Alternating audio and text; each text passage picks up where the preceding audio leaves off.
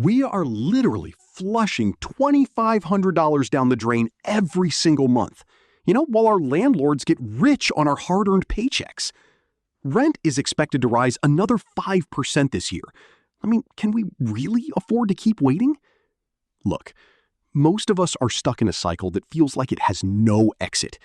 We spend 40, 50, or even 60 hours a week grinding at our jobs, only to see the biggest chunk of our income, often 30% or even 50% of our take-home pay, disappear the second the first of the month hits. We are the ones paying the property taxes, right?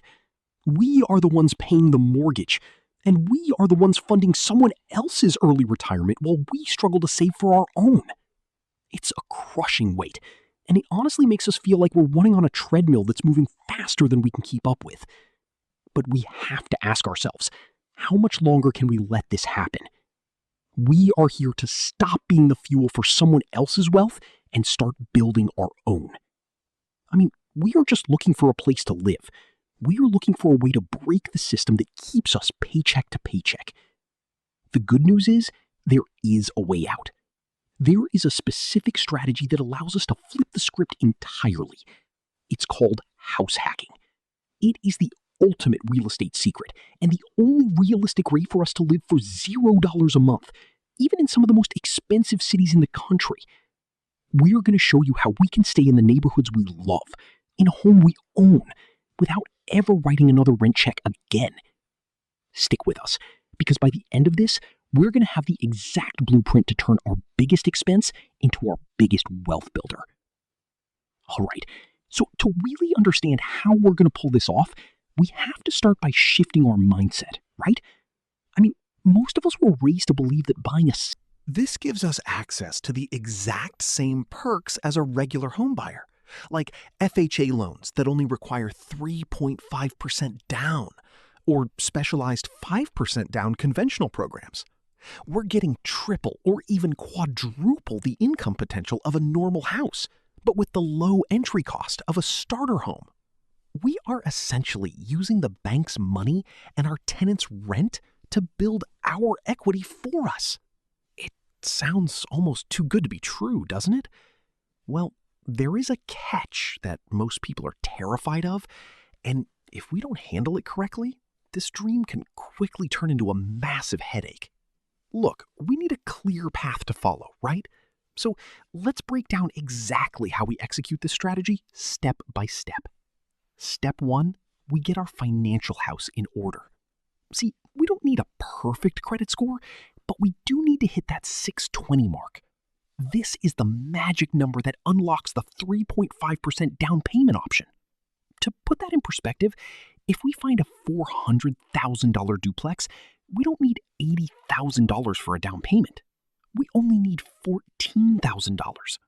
For many of us, that's a totally realistic goal we can hit within a year of focused saving, or maybe by setting aside our tax refunds and side hustle cash. Step 2, we secure an FHA loan. Honestly, this is a government-backed tool that is basically a gift for first-time buyers like us.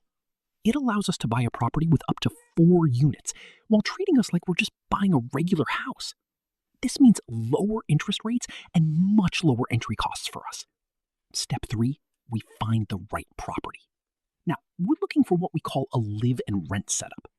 Our goal is to find a multifamily home where the PITI, that's our principal interest. You see, being a landlord is a high-income skill. We aren't just trying to live for free. We are managing a valuable asset. That means we have to vet our tenants like our entire financial life depends on it.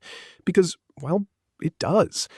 We always look for that 3 times income to rent ratio and a rock-solid credit history to ensure we are bringing the right people into our space. When we vet properly, we aren't just collecting checks. We are protecting our peace of mind. But what happens when a unit goes vacant? This is the big question that keeps most people stuck on the sidelines, just scared to take the leap. But here is how we protect ourselves. We take a portion of our rental income, usually around 5 to 10%, and we tuck it away into what we call a CapEx fund. CapEx stands for capital expenditures, and this is our safety net for the big stuff, like a roof repair or a sudden water heater replacement. By setting aside another 5% specifically for vacancies, a month without a tenant doesn't break our bank. It's already paid for. Because we ran the numbers correctly from day one, we are never stressed. We are using the system to build a fortress around our wealth. We are literally turning risks into simple, manageable costs. We've got the math down and the mindset ready. But even with the perfect plan, there is still one massive question we have to answer. In a market where everything seems overpriced, how do we actually find these unicorn properties that allow us to live for free?